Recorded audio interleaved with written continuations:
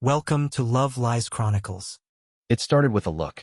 Not a glare, not even disinterest, just that flat, expressionless stare that tells you there's nothing left to reach for. She was scrolling through her phone, legs tucked under her on the couch, the blue glow of the screen making her skin look colder than it was. I stood there for a moment, trying to find the right words. "We haven't connected in a while," I said gently, voice low so it didn't sound like an accusation. "Maybe we could take a night for just us. No distractions. Just something." I thought I was being fair, that I wasn't asking for much. 8 years of marriage should allow for a moment of vulnerability now and then. But she didn't even pause.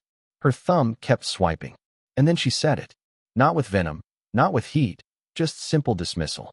"I don't owe you intimacy." For words. For little words that hit like a silent wrecking ball. My mouth stayed open for a second too long before I shut it. I wasn't even angry at first. Just stunned. I nodded slowly. "Then perhaps I owe it to myself to leave." That got her attention. She blinked up at me like she had misheard. For a heartbeat, I thought she might soften. But instead, she rolled her eyes. "Oh, so now you're the victim?" I didn't answer. Just turned and walked toward the bedroom. I didn't slam the door. I didn't pack a bag or call a friend or even cry. I just sat down at the edge of the bed and stared at the carpet, trying to trace the moment it had all gone so quiet between us. This wasn't the first time she'd pushed me away. Over the past 2 years, she'd stopped reaching for my hand during movies, stopped kissing me goodnight, stopped asking how my day was. It was as if intimacy, physical, emotional, all of it, had become some outdated custom she'd grown bored of. I told myself she was tired, overworked, stressed, that modern marriages went through dry spells, that emotional distance was just a phase. But deep down I knew. She had withdrawn not because of fatigue, but because she didn't feel connected to me anymore. And somewhere along the line, she had decided I wasn't worth the effort of rebuilding that bridge. I lay back on the bed, staring at the ceiling fan spinning slow circles above me. I remembered the way we used to collapse into each other after long days, laughing at inside jokes no one else would understand. The nights she'd trace little shapes on my chest with her fingers and tell me how safe she felt. The way she used to whisper, "I love you," like it was both a promise and a confession. Where had that gone? When I walked back into the living room later, she was still on the couch. Same position, same phone glow. Only now, she looked irritated. "Are you really going to mope all night because I set a boundary?" she asked, not looking up. I could have argued.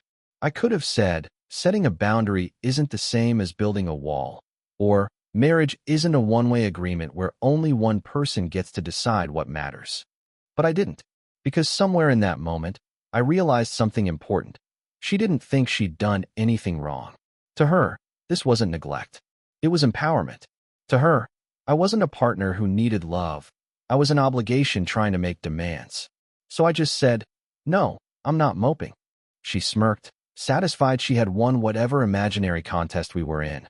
But her victory was hollow, because she didn't see what I had already started doing in my head. Making a list.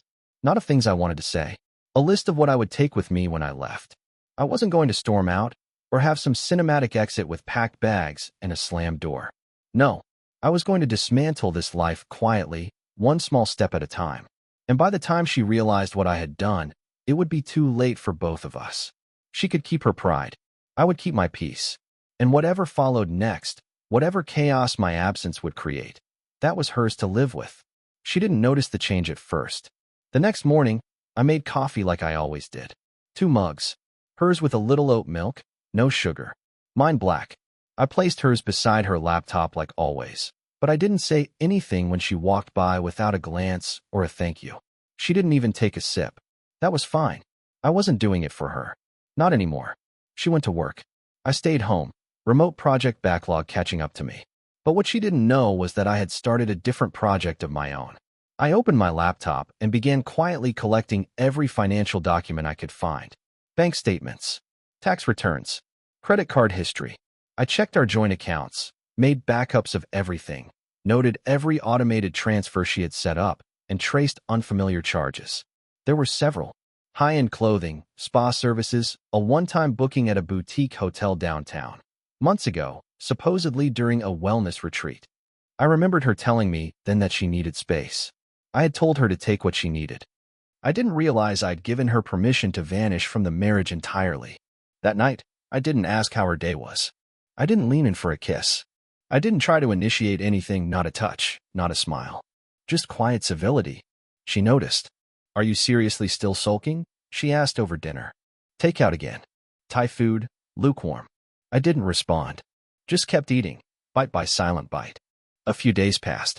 I stopped doing the little things I used to do automatically, topping off her gas tank, checking her tire pressure, folding her laundry when she forgot it in the dryer.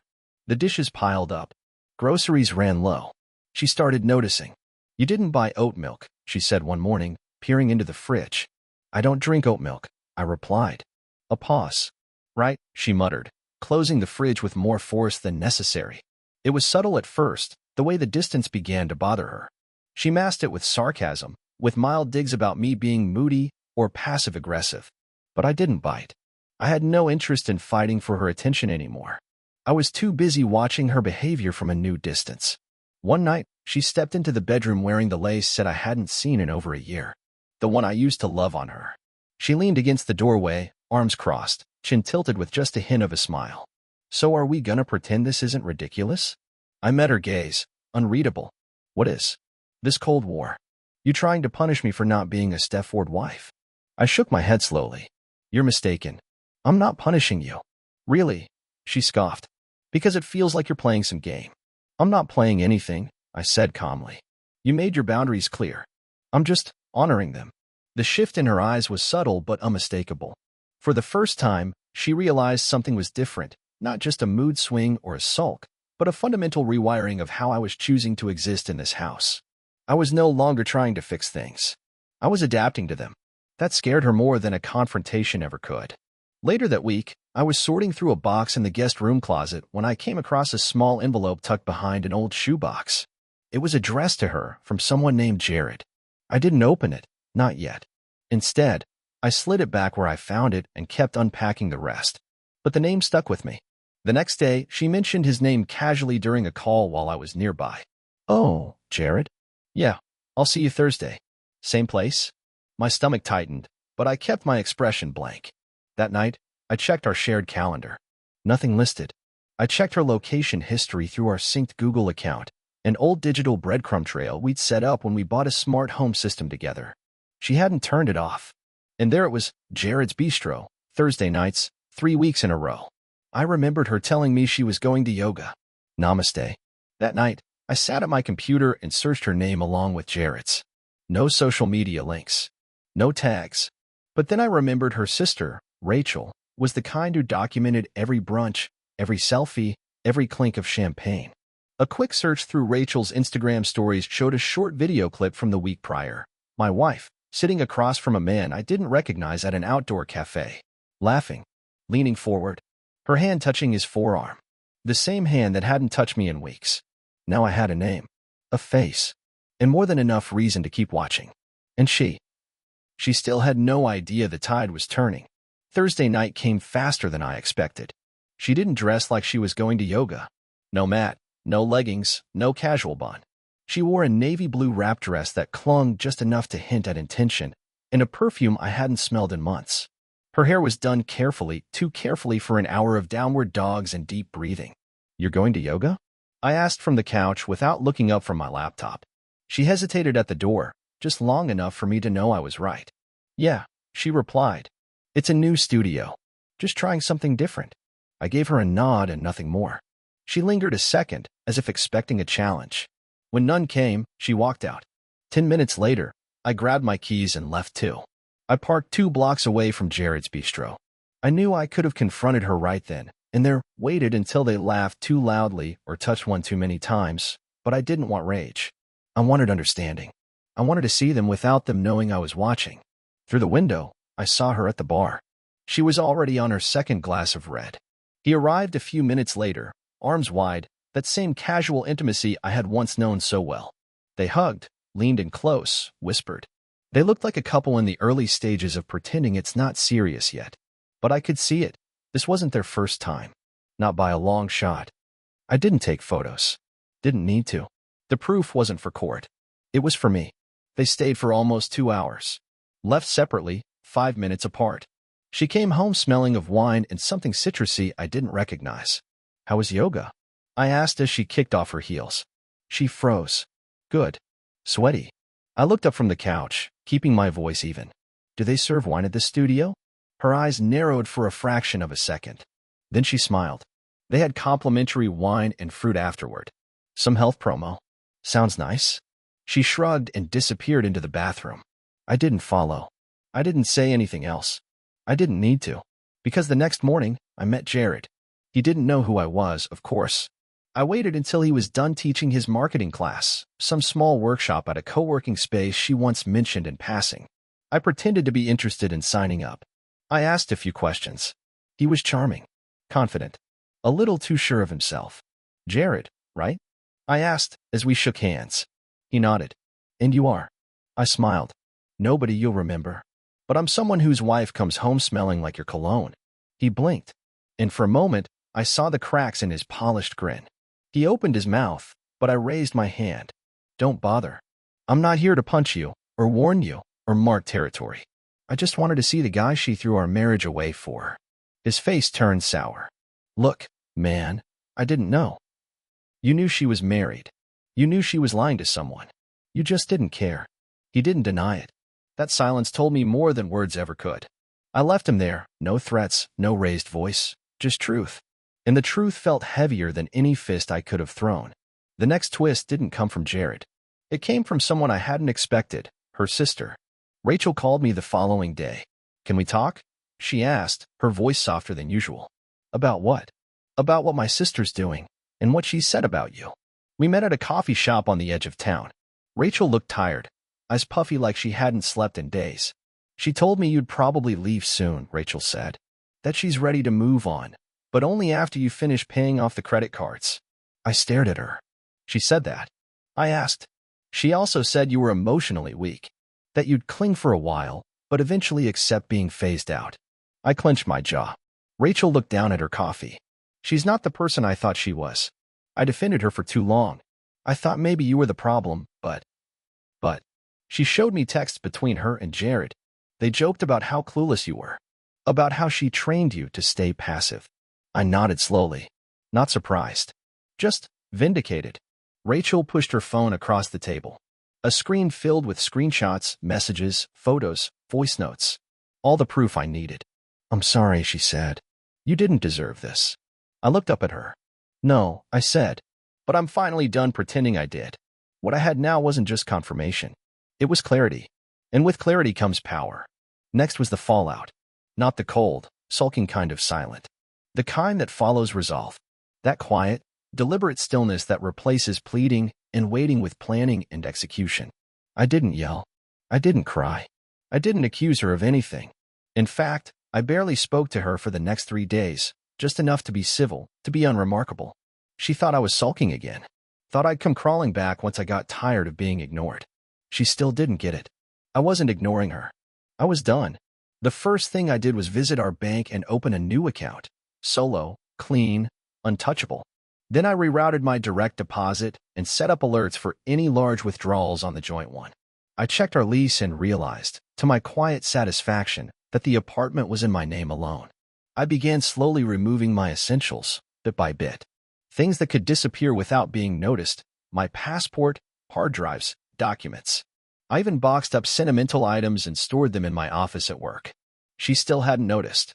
The final step was unpairing her devices from our shared home tech, security cams, smart speakers, and especially the app that let her access our front door remotely. By the time she realized what had happened, she'd be a visitor in a house she once ran. It was a Tuesday night when I left. No fanfare. Just a note on the kitchen counter. You were right. You don't owe me intimacy. I also don't owe you commitment, or comfort, or stability, or silence. This was the last night I live in a lie. Please forward any mail to my office. D. I stayed in a furnished apartment across town, temporary, but comfortable. The kind of place you go to think, to shed skin, to breathe again. I turned off my phone for 24 hours. Let her stew in confusion. When I turned it back on the next evening, I had 12 missed calls, 9 texts, 2 emails, and a voicemail that began, "What the hell is this? Where are you?" I didn't answer. That Friday, she showed up at my office. She was dressed down, flustered, hair undone, no makeup, the opposite of how she looked for Jared. I watched her from the security monitor at reception and told my assistant, "Tell her I'm in meetings all day." She didn't leave. After an hour, I stepped out, calm and clipped. "We're done," I said. "You think you can just disappear?" she snapped. "I didn't disappear. I left. There's a difference." Her jaw tightened. "So what now? You move out, avoid all responsibility? What about our bills, our life?" "Our bills? You mean the ones I paid while you played house with someone else?" My voice was low, steady. "You lost the right to ask about my loyalty when you traded it for novelty." She turned red. "So you were spying on me?" "No. I was listening to you, watching you, and finally believing you." That hit her harder than any evidence ever could. She flinched, not because I was cruel, but because I was gone. Emotionally, spiritually, permanently. And then came the unraveling. She called Rachel, who no longer returned her calls. She called Jared, who, I later learned, ghosted her within a week of my departure. Classic opportunist. No stability, no interest. Her friends weren't sympathetic either. Turns out, when the facade breaks, few are willing to back the one who always held the whip. The best part? She tried to regain control by spreading rumors. "He abandoned me without warning," she said. "He's having a midlife crisis. He's cheating on me." Rachel shut that down. She sent a group message to the very friends my wife had tried to manipulate. Included in it were screenshots, dates, timestamps. Her own words, used against her. And just like that, her world, the one she thought she ruled, turned cold. I didn't reply to any of it. What would be the point? Some battles are won not by fire, but by walking away while the other side burns itself down. The detonation wasn't loud. It wasn't violent. It was quiet. Systemic. I walked away, and she collapsed. And that silence? It sounded a lot like freedom. It was 2 weeks after I'd left. I had just finished unpacking the last box in my new place. Not a forever home, just something small, clean mine. Quiet mornings, empty sink, bed made exactly the way I liked it. There's a kind of peace that comes from starting over with only what you chose to carry forward. No noise. No weight. She stood outside my door with puffy eyes and a crumpled sweater like she'd pulled it out of the laundry pile. For a second, I almost didn't recognize her. Not the version of her that laughed with Jared or rolled her eyes at me across our old dinner table. This one looked smaller, messier, and suddenly very alone. "Can we talk?" she asked. I didn't say anything, just stepped aside and let her in. Not because I owed her anything, but because I needed to hear what she'd tell herself now that the fantasy had dried up. She sat on the edge of the couch, hands in her lap, eyes searching for the version of me that would soften. The one that used to reach across the void. "I didn't think you'd actually leave," she said. I nodded. "I know. I thought. I mean, we were in a bad place. But I never thought you'd just disappear." "I didn't disappear," I said. "You stopped seeing me." Silence. She looked down. "Jared was a mistake." "Yeah, he was. I wasn't trying to replace you. I don't know. I needed something." "No," I said, calm but firm. "You needed someone who wasn't me. And instead of telling me that, you slowly gutted our marriage one sarcastic remark and one withheld touch at a time. And when that didn't make me leave fast enough, you pushed harder. I didn't think it would go this far. That's because you thought I'd stay no matter what." She blinked, eyes glistening. "I was angry. I thought you didn't care." "I did care," I said. "I just stopped begging you to notice." Her voice broke then, just a little. "So what now? Is that it? You're just done?" I was done the minute I realized loving you meant hating myself. She sat back, like the weight of that sentence pushed her into the cushions. "I miss you," she whispered. "No, you miss control," I replied. "You miss the safety net. You miss knowing I'd always be there, even when you stopped showing up." Her tears came then, quiet, unannounced. But I didn't move to console her, because this wasn't that kind of moment. This wasn't the part where we made up or reminisced or promised to do better. This was the part where she finally saw the gap between what she believed about me and who I had quietly become in the absence of her respect. I stood up. "I think you should go." She looked like she might argue, but then she nodded, slowly, hollowly. As she opened the door, she turned one last time. "Did you ever really stop loving me?" I met her eyes. "No, I stopped loving who you became. There's a difference." The door closed behind her. And I exhaled, for the first time in years, without feeling like I owed someone an apology for my own peace. That night, I poured a glass of bourbon and sat on the balcony. No music, no phone, just the night air and a city that didn't know or care what I just walked away from. I thought about all the ways I tried to hold our marriage together, all the compromises I made, the silences I accepted, the parts of myself I muted so she wouldn't feel challenged or burdened or obligated. And I thought about the moment it all turned, when she said, "I don't owe you intimacy." How it felt like the worst kind of truth, a weapon disguised as a boundary. And I realized she was right. She didn't owe me intimacy, but I also didn't owe her my loyalty, my body, my mind, my time, my life. Freedom doesn't always come in the form of some grand decision. Sometimes it walks in on quiet feet, sets her keys on the counter, and walks back out without looking over its shoulder. This wasn't revenge. It was return, because in the end, she kept her pride, but I reclaimed my soul. Dear listeners, please share your thoughts in the comments, and do not forget to like, share, and subscribe to the channel.